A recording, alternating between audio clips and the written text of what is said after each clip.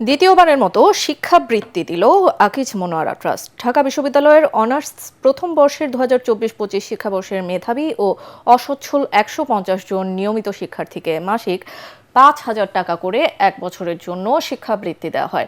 ঢাকা বিশ্ববিদ্যালয়ের সিনেট ভবনে আয়োজিত অনুষ্ঠানে প্রধান অতিথি ছিলেন ঢাকা বিশ্ববিদ্যালয়ের উপাচার্য অধ্যাপক ডক্টর নিয়াজ আহমদ খান, আকিজ মনোয়ারা ট্রাস্টের ট্রাস্টি মনোয়ারা বেগম।